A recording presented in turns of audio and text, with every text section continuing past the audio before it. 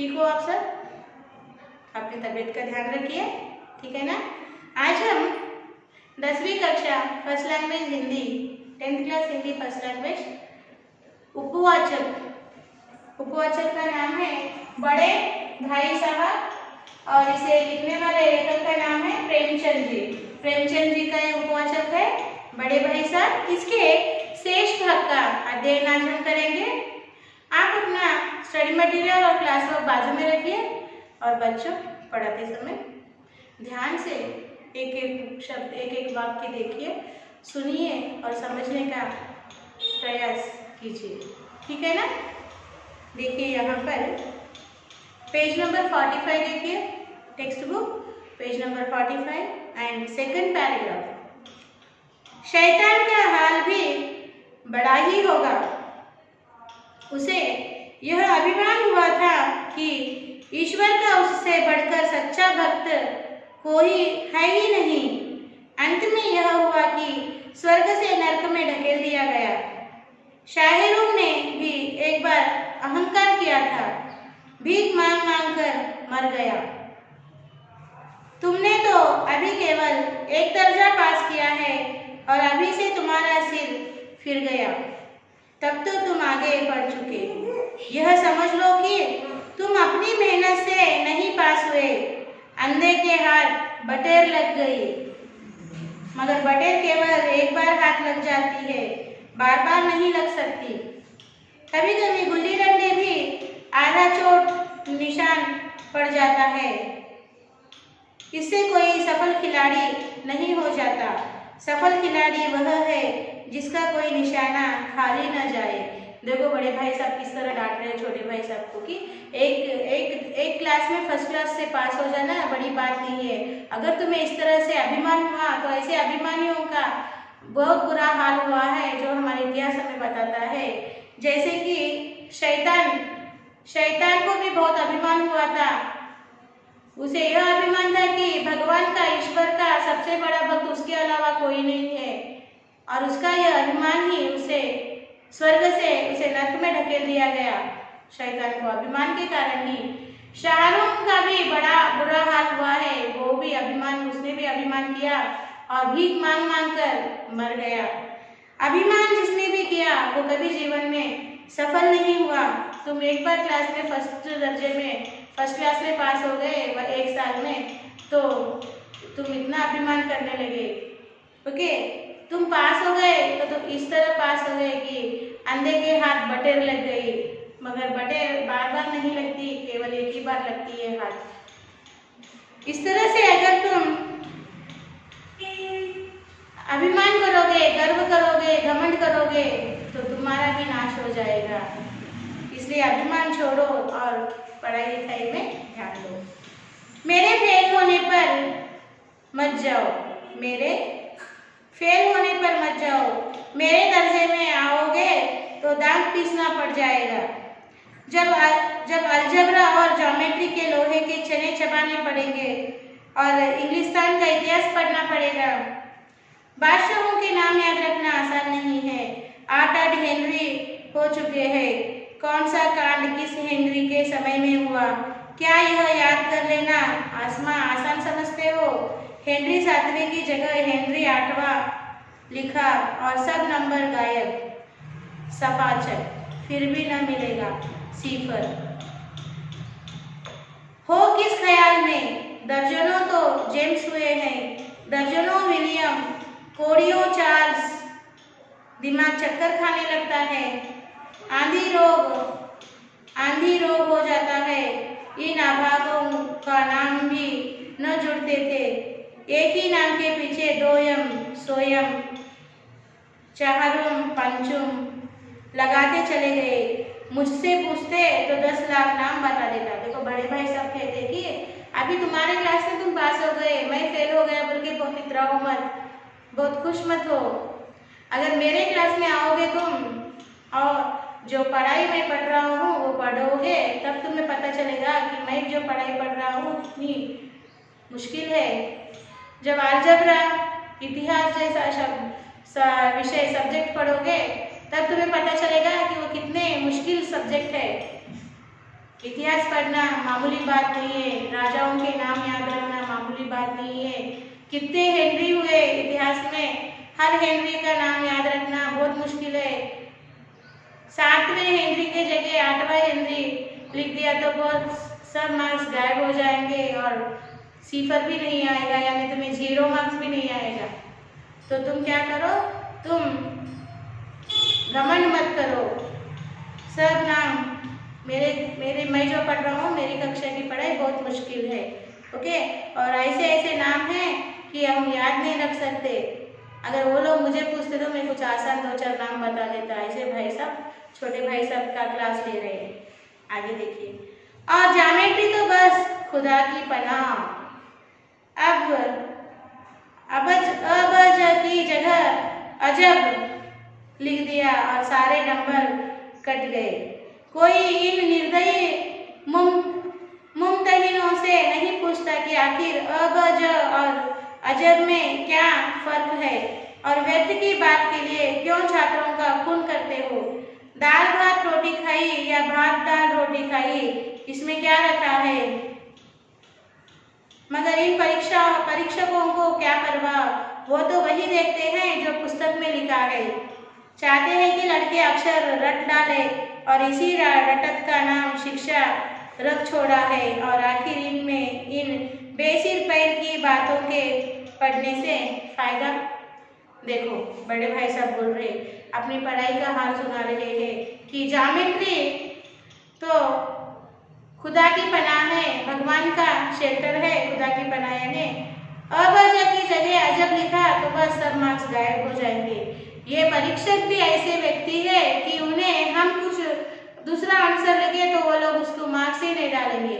जो किताब में दिया है उसे हम अगर रट कर लिखेंगे तभी वे मार्क्स डालेंगे। ये रट रट कर पढ़ना, क्या पढ़ना है। आखिर इन बेसिर पैर की बातों का पढ़ने से क्या फायदा है। इस तरह से बड़े भाई सब अपनी पढ़ाई का टुकड़ा रो रहे हैं। इस रेखा पर वह लंब गिरा दो तो आधार लंब से दुगना होगा। पूछिए इससे प्रयोजन। दुगना नहीं चौगुना हो जाए या आधा ही रहे मेरी बला से, लेकिन परीक्षा में पास होना है तो यह सब खुराफत याद करना पड़ेगी। कह दिया समय की पाबंदी पर एक निबंध लिखो जो 4 पन्नों से कम न हो। अब आप कॉपी सामने खोले, कलम हाथ में लिए उसके नाम को रोइए। कौन नहीं जानता कि समय की पाबंदी बहुत अच्छी बात है। इससे आदमी के जीवन में संयम आता है, दूसरों का उस पर स्नेह होने लगता है और उसके कारोबार में उन्नति होती है। लेकिन इस जरा सी बात पर 4 पन्ने कैसे लिखे जो बात एक वाक्य में कही जा सके। उसे 4 पन्नों में लिखने की जरूरत, मैं तो इसे हिमाकत कहता हूँ। यह तो समय की किफायत नहीं बल्कि उसका दुरुपयोग है कि व्यर्थ में किसी बात को ठूस दिया जाए। हम चाहते हैं आदमी को जो कुछ करना हो चटापट कह दे और अपने राह ले, मगर नहीं, आपको 4 पन्ने रगड़ने पड़ेंगे, चाहे जैसे लिखिए, और पन्ने भी पूरे फुल स्केप आकार के। यह छात्राओं पर अत्याचार नहीं तो और क्या है। अनर्थ तो यह है कि कहा जाता है संक्षेप में लिखो। समय की पाबंदी पर संक्षेप में एक निबंध लिखो जो 4 पन्नों से कम और धीरे धीरे भी है। उल्टी बात है या नहीं। बालक भी इतनी सी बात समझ सकता है, लेकिन इन अध्यापकों को इतनी तमीज नहीं। उस पर दावा है कि हम अध्यापक हैं। मेरे दर्जे में आओगे लाल तो ओके, मेरे दर्जे में आओगे लाला तो ये सारे पापड़ बेलने पड़ेंगे और तब आटे दाल का भाव मालूम होगा। इस दर्जे में अव्वल आ गए तो जमीन पर पाँव नहीं रखते। इसलिए मेरा कहना मानिए, लाख फेल हो गया हूँ लेकिन तुमसे बड़ा हूँ। संसार का मुझे तुमसे कहीं ज़्यादा अनुभव है। जो कुछ कहता हूँ उसे गिरह बांधिए, नहीं तो पछताएगा। देखो बड़े भाई सब अपनी पढ़ाई का रोना रोते हैं कि कहते हैं कि निबंध लिखो समय की पाबंदी, समय के महत्व के ऊपर, और वो भी 4-5 पन्नों में लिखो, 4-5 पेज में लिखो। कहते हैं समय का महत्व के ऊपर निबंध लिखना एक छोटी बात के ऊपर निबंध लिखना तो एक बात में हम कह सकते हैं, मगर उसके लिए 4-5 पन्ने में लिखना को क्यों कहा जाए? और वो भी प्रश्न इस तरह होता है कि समय की पाबंदी पर संक्षेप में एक निबंध लिखो जो 4-5 पन्ने में हो, वो भी फुल स्केप के। इस तरह से विद्यार्थियों को क्यों सताते हैं ये अध्यापक? जिस बात को हम शॉर्ट में कह सकते हैं उसे 4-5 पन्नों में लिखने के लिए कहते हैं। अगर नहीं लिखे तो मार्क्स गायब। ये छात्रों पर, विद्यार्थियों पर अत्याचार नहीं है तो क्या है? जिस बात को हम सीधा सीधा लिख सकते हैं शॉर्ट में, संक्षेप में लिखकर कहे और चले जाए, बस और क्या? वही तो समय की पाबंदी होगी। या 4-5 पन्ने लिखने के लिए कहकर ये समय की पाबंदी नहीं बल्कि उसका दुरुपयोग है, फिर ये अध्यापक ऊपर से कहलाते हैं। इस तरह क्यों छात्रों पे, विद्यार्थियों पे अत्याचार करते हैं नहीं पता। और लाला यानी छोटे भाई को कह रहे, और लाला जब तुम मेरे क्लास में आओगे ये सब काम करना पड़ेगा। अब मैं फेल हो गया तो लाख दर्जे, मगर मुझे तुमसे ज़्यादा दुनिया का अनुभव है। एक क्लास में तुम फर्स्ट क्लास से पास हो गए, बल्कि तुम्हारे पाँव जमीन पे नहीं रह रहे। अपने बारे में सोचो, पढ़ाई पे ध्यान दो, ओके, वरना तुम्हें पछताना पड़ेगा। इस तरह बड़े भाई सब छोटे भाई सब का क्लास ले रहे हैं। आगे देखिए, स्कूल का समय निकट था नहीं, ईश्वर जाने यह उपदेश माला कब समाप्त होती। भोजन आज मुझे निस्वाद लग रहा था। जब पास होने पर भी यह तिरस्कार हो रहा है तो फेल हो जाने पर तो शायद प्राण ही ले लिया जाए। भाई साहब ने अपने दर्जे की पढ़ाई का जो भयंकर चित्र खींचा था उसने मुझे भयभीत कर दिया। स्कूल छोड़कर घर नहीं भागा, यही ताज्जुब है। लेकिन इतने तिरस्कार पर भी पुस्तकों में मेरी अरुचि ज्यों की त्यों बनी रही। खेलकूद का कोई अवसर हाथ से न जाने देता। पढ़ता भी मगर बहुत कम, बस इतना कि रोज टास्क पूरा हो जाए और दर्जे में जलील न होना पड़े। ऊपर जो विश्वास पैदा हुआ वो फिर लुप्त हो गया और फिर चोरों का सा जीवन कटने लगा। देखो, बड़े भाई साहब ने अपनी पढ़ाई का जो चित्र छोटे भाई के सामने खींचा तो छोटे भाई का डर हो गया। बाप रे, इतनी खतरनाक पढ़ाई, मैं क्या पढ़ूंगा, घर भाग जाने का डर जी हो गया छोटे भाई साहब का। इस तरह से भयंकर पढ़ाई मैं कैसे पढ़ता। और फिर पढ़ाई में उनका अरुचि वैसे की वैसी बनी रही। खेलकूद का कोई अवसर वो छोड़ते नहीं थे। जब भी अवसर मिले खेलने के लिए चले जाते थे और इतना पढ़ते कि बस दर्जे में उन्हें जलील न होना पड़ता है। इस तरह से पढ़ाई करते कि बस दर्जे यानी क्लास में उन्हें फेल नहीं हो जाते थे, बस पास हो जाते थे। इस तरह उनकी पढ़ाई जारी थी और खेलकूद में उनकी वही रुचि थी और वही उनका चोरों जैसा जीवन वैसे ही कटने लगा था। आगे देखिए, फिर सालाना इम्तिहान हुआ और कुछ ऐसा संयोग हुआ कि मैं फिर पास हुआ और भाई साहब फिर फेल हो गए। मैंने बहुत मेहनत नहीं की पर न जाने कैसे दर्जे में अव्वल आ गया। मुझे खुद अचरज हुआ। भाई साहब ने प्राणांतक परिश्रम किया, कोर्स का एक एक शब्द चाट गए थे। 10 बजे रात तक इधर, 4 बजे भोर से उधर, 6 से 9:30 तक स्कूल जाने के पहले मुद्रा कांतिहीन हो गई थी, मगर बेचारे फेल हो गए। मुझे उन पर दया आती थी। नतीजा सुनाया गया तो वो रो पड़े और मैं भी रोने लगा। अपने पास होने की खुशी आधी हो गई। मैं भी फेल हो गया होता तो भाई साहब को इतना दुख न होता, लेकिन विधि की बात कौन टाले। देखो, फिर से फाइनल एग्जाम्स हो गए और ये छोटे भाई साहब फिर से क्लास में फर्स्ट रैंक से पास हो गए और बड़े भाई साहब रात दिन मनमल होकर पड़े, यहाँ तक कि उनके चेहरे का रंग भी उतर गया और बेचारे फिर भी फेल हो गए। वो इतना रो पड़े कि छोटे भाई को भी रोना आया। लगा कि काश मैं भी फेल हो गया होता तो काश बड़े भाई साहब को इतना दुख न होता। आगे देखिए, मेरे और भाई साहब के बीच में अब केवल एक दर्जे का यानी एक क्लास का अंतर हो गया। मेरे मन में एक कुटिल भावना उदय हुई कि कहीं भाई साहब एक साल और फेल हो जाए तो मैं उनके बराबर हो जाऊं, फिर वह किस आधार पर मेरी फजीहत कर सकेंगे। लेकिन मैंने इस विचार को दिल से बलपूर्वक निकाल डाला। आखिर वो मुझे मेरे हित के विचार से ही तो डांटते हैं। मुझे इस वक्त अभिप्राय अप्रिय लगता है अवश्य, मगर यह शायद उनके उपदेशों का ही असर है कि मैं दनादन पास हो जाता हूँ और इतने अच्छे नंबरों से।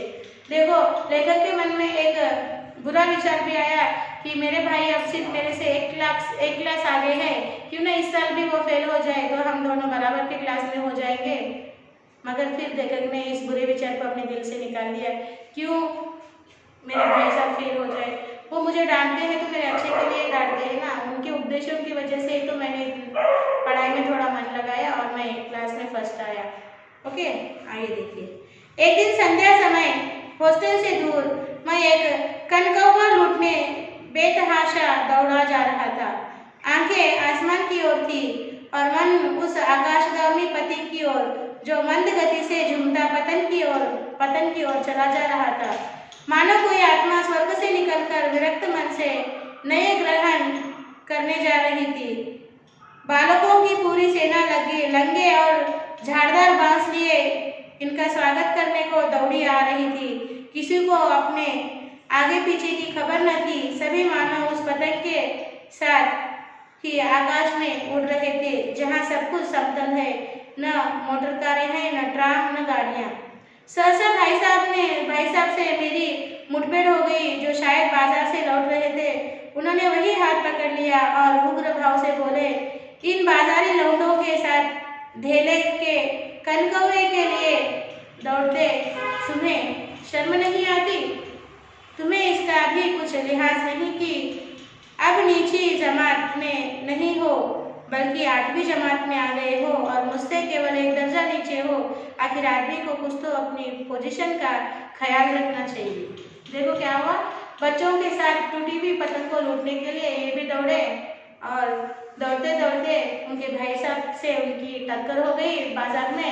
और भाई साहब ने उनका हाथ पकड़ कर कहा कि बाजारी लोंडो यानी बाजारी बच्चों के साथ घूमते हुए और ये किसी भी काम के लिए इसी पतंग को पकड़ने के लिए जा रहे हो, क्या तुम्हें शर्म नहीं आई? तुम 8 क्लास में आ गए हो, कम से कम मेरे से एक दर्जा आगे हो, तो मेरे से एक दर्जा पीछे हो तुम। सिर्फ अगर तुम इस तरह से खेलकूद में मग्न रहोगे तो फिर तेरा क्या होगा? जरा अपनी पोजीशन का तुम्हें ख्याल करो। इस तरह भाई साहब ने फिर से डांटा। यहाँ तक एक बार आप साइलेंट रीडिंग कीजिए।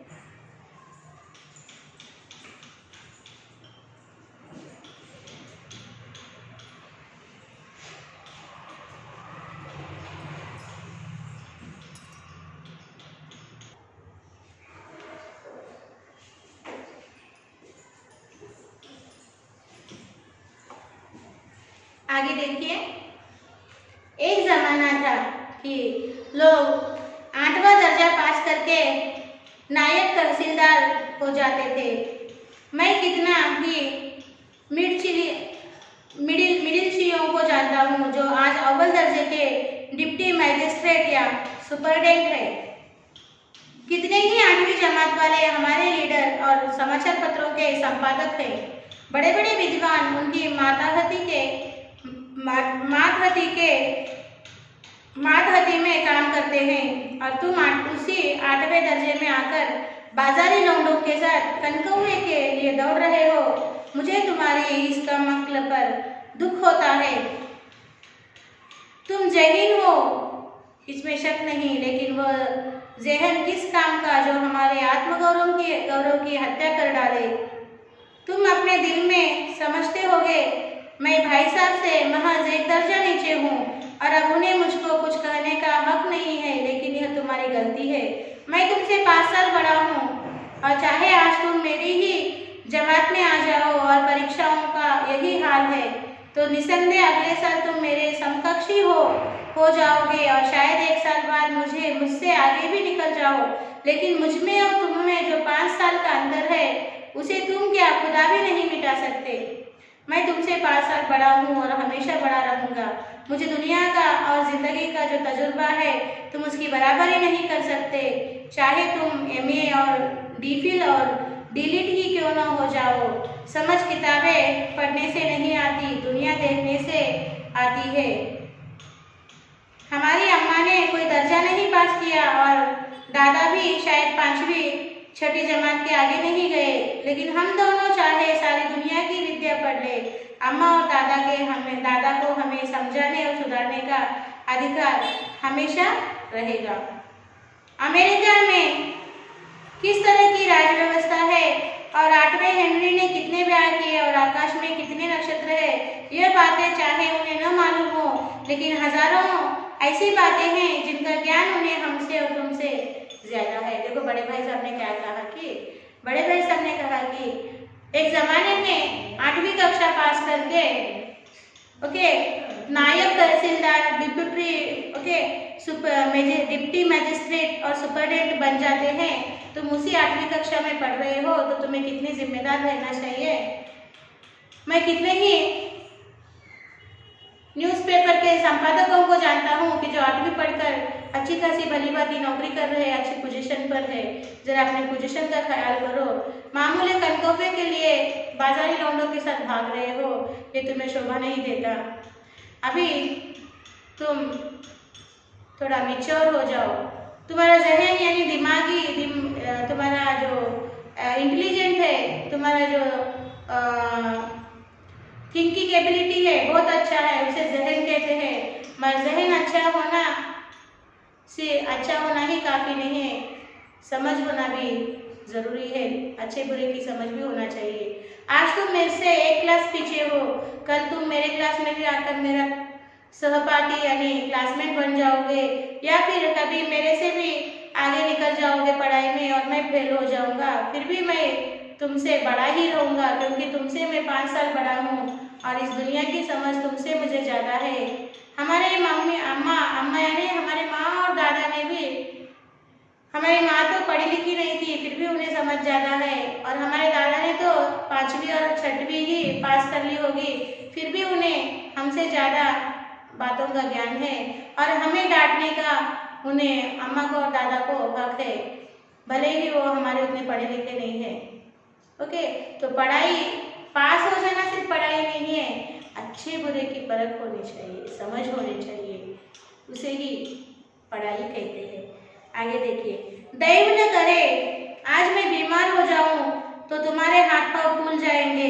दादा को तार देने के सिवा तुम्हें और कुछ न सूझेगा, लेकिन तुम्हारी जगह दादा हो तो किसी को तार न दे, न घबराए, न बदहवास हो, पहले खुद मर्ज पहचान कर इलाज करेंगे, उसमें सफल न हुए तो फिर डॉक्टर को बुलाएंगे। बीमारी तो खैर बड़ी चीज़ है, हम तुम तो इतना भी नहीं जानते कि महीने भर का खर्च महीना भर कैसा चले। जो कुछ दादा भेजते हैं उसे हम 20-22 तक खर्च कर डालते हैं और फिर पैसे को मोहताज हो जाते हैं। नाश्ता बंद हो जाता है, धोबी और नाई से मुंह चुराने लगते हैं। लेकिन जितना आज हम और तुम खर्च कर रहे हैं उसके आधे में दादा ने अपनी उम्र का बड़ा भाग इज्जत और नेकनामी के साथ निभाया है और कुटुंब का पालन किया है, जिसमें सब मिलकर 9 आदमी थे।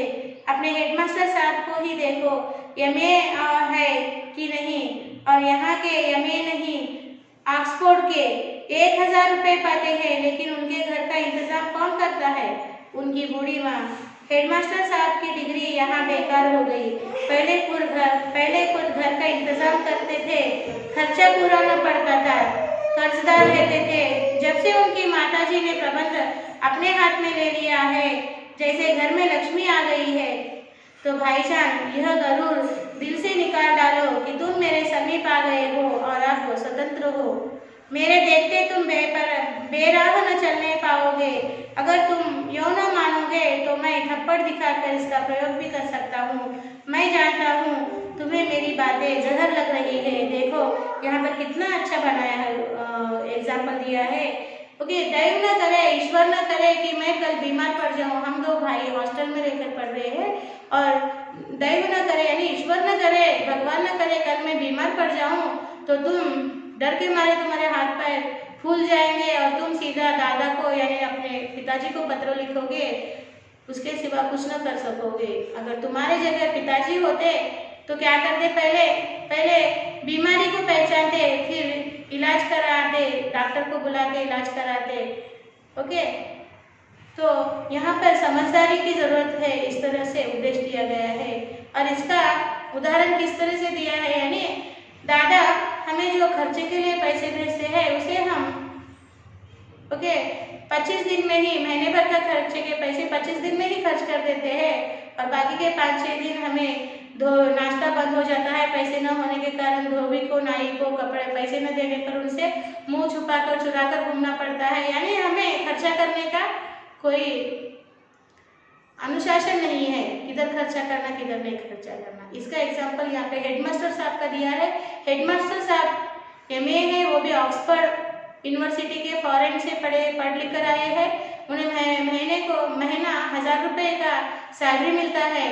ओके, फिर भी वो अपना खर्चा बराबर नहीं कर पाते, उन्हें घर चलाने में तंगी होती है। और जब से उनकी माँ ने घर चलाने का जिम्मा लिया है तो माँ 1000 रुपये में घर चलाकर और भी पैसे बचाती है, जिस तरह घर में लक्ष्मी आई हो। समझ में आ गया? यानी इंसान को सलीका होना चाहिए, यानी समझ होनी चाहिए कहाँ पर हमें कौन सी चीज़ करनी है, कहाँ पर कौन सी चीज़ नहीं करनी। सिर्फ किताबी नॉलेज पूरा नॉलेज नहीं है, सिर्फ किताबी पढ़ाई ही हमारी पढ़ाई नहीं है, दुनियादारी की समझ भी होनी चाहिए। ओके, इस उपवाचक से हमें क्या सीख लेना है कि दुनियादारी की पढ़ाई, दुनियादारी की समझ भी हमें होनी चाहिए, सिर्फ किताब की पढ़ाई ही पढ़ाई नहीं है। और अगर तुम अभी भी नहीं समझोगे तो मैं तुम्हें थप्पड़ मारकर समझा सकता हूँ, क्योंकि मुझे अधिकार है, मैं तेरा बड़ा भाई हूँ और तुझसे 5 साल बड़ा हूँ, तो तुझसे मुझे अनुभव ज़्यादा है, मैं तुझे थप्पड़ मारकर समझा सकता हूँ। देखो आगे देखो, मैं उनकी इस नई युक्ति से नतमस्तक हो गया। मुझे आज सचमुच अपनी लघुता का अनुभव हुआ और भाई साहब के प्रति मेरे मन में श्रद्धा उत्पन्न हुई। मैंने सजल आंखों से कहा, हरगिज नहीं, आप जो कुछ फरमा रहे हैं वो बिल्कुल सच है और आपको उसके कहने का अधिकार है। भाई साहब ने मुझे गले से लगा लिया और बोले, मैं कौन कौवे उड़ाने को मना नहीं करता, मेरा भी जी ललचाता है, लेकिन करूँ क्या, खुद बेराह चलूँ तो तुम्हारी रक्षा कैसे करूँ, यह कर्तव्य भी तो मेरे सिर है। संयोग से उसी वक्त एक कटा हुआ कनकौवा हमारे ऊपर से गुजरा। उसकी डोर लटक रही थी, लड़कों का एक गोला पीछे पीछे दौड़ा चला आता था। भाई साहब लंबे हैं ही, उछलकर उसकी डोर पकड़ ली और बेतहाशा हॉस्टल की तरफ दौड़े। मैं पीछे पीछे दौड़ रहा था। देखो भाई साहब ने क्या कहा। ओके, सो भाई साहब की इन बातों से छोटे लेखक का दिल पिघल गया। भाई साहब मेरे लिए इतना अच्छा सोचते हैं, मेरे भले का ही सोचते हैं, तो कहा कि आप ठीक कहते हैं। भाई साहब ने उन्हें गले से लगा लिया और प्यार से कि मैं तुम्हें कनकौवे उड़ाने के लिए मना नहीं कर रहा हूँ, मैं क्या करूँ, खुद मैं बेराह हूँ, खुद मैं फेल हो रहा हूँ, मैं हताश हो रहा हूँ। अगर मैं इस तरह रहा और तुम्हें ऐसे ही घूमने की मैं छूट दूँ तो तू भी आगे चलकर मेरे जैसा ना हो जाए। इसी डर की वजह से मुझे तुझे हमेशा सबक देना पड़ता है, वरना मुझे तेरे कनकौवे को लूटने पर, पकड़ने पर यानी तेरे कनकौवे को पकड़ने जाने से मुझे कोई परेशानी नहीं है। तब लेखक की आंखों में पानी आ जाता है और उसी वक्त उनके सर के ऊपर से कनकौवा यानी टूटी हुई पतंग जाने लगती है, जिसकी डोर मांझा लटक रहा है। तो बड़े भाई साहब हाइट में लंबे हैं, उन्होंने और उस पतंग के पीछे गली के बच्चों का झुंड आ रहा है। तो ये बड़े भाई साहब लंबे हैं, इसलिए वो क्या करते हैं, झट से ऐसा उछलकर वो कनकौवे की डोर को पकड़ लेते हैं, टूटी हुई पतंग की डोर को पकड़ लेते हैं और पकड़कर हॉस्टल की तरफ भागने लगते हैं और उनके पीछे पीछे इनका ये छोटा भाई भी भागने लगता है। तो बच्चों, इस उपवाचक से हमें क्या सीख लेना है? किताबी नॉलेज यानी पुस्तक की पढ़ाई नहीं है। तुम आज भले ही क्लास में फर्स्ट आए हो, मगर तुम्हें दुनियादारी की समझ होना चाहिए, है या नहीं? हमसे अनपढ़ लोग भी हमसे होशियार होते हैं। सो हर चीज की समझ को समझकर पढ़ना ही समझदारी है और हमें हर चीज का ध्यान रखना होगा, संस्कार का ध्यान रखना होगा, हर छोटी सी बात का ध्यान रखना होगा, तभी उस पढ़ाई को परिपूर्ण पढ़ाई कहते हैं। यही सीख हमें इस उपवाचक से लेना है बच्चों। ओके, एक बार आप क्या कीजिए, इसके जो प्रश्नोत्तर है उसको सिर्फ प्रश्नों को पढ़िए एक बार साइलेंटली, मैं फिर उसके उत्तर आपको पढ़कर समझाती हूँ।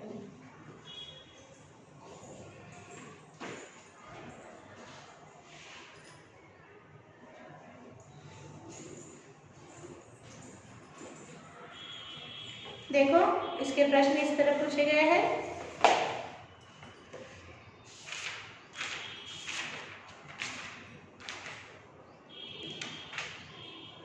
दो भाइयों में आपको किसकी भूमिका अच्छी लगी, क्यों? उत्तर इस तरह लिखे। दो भाइयों में मुझे बड़े भाई की भूमिका अच्छी लगी क्योंकि वह अपनी और अपने छोटे भाई की जिम्मेदारी लेकर अपनी भूमिका निभाता है। वह बड़ा अध्ययनशील है, हरदम किताब खोले बैठा रहता है, सुंदर लिखावट और सही वर्तनी की कोशिश करता है। छोटे भाई पर निगरानी रखकर उसे सही दिशा प्रदान करने की कोशिश करता है। बड़े भाई साहब से कुछ डरता है, जबकि छोटा भाई को हमेशा खेलने में ही रुचि होती है, पढ़ाई में कदापि नहीं।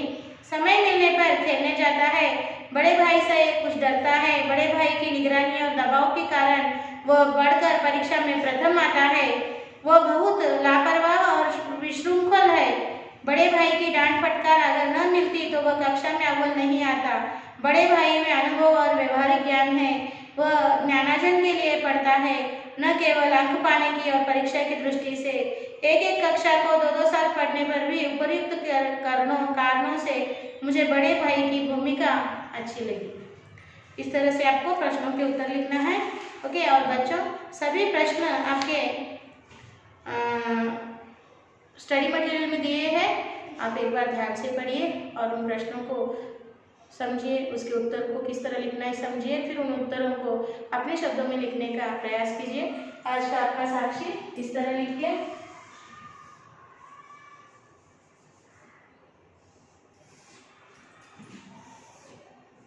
साक्षी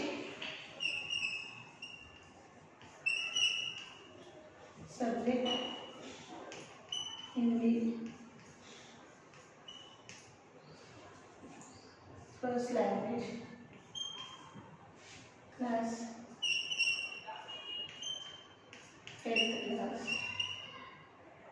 HW,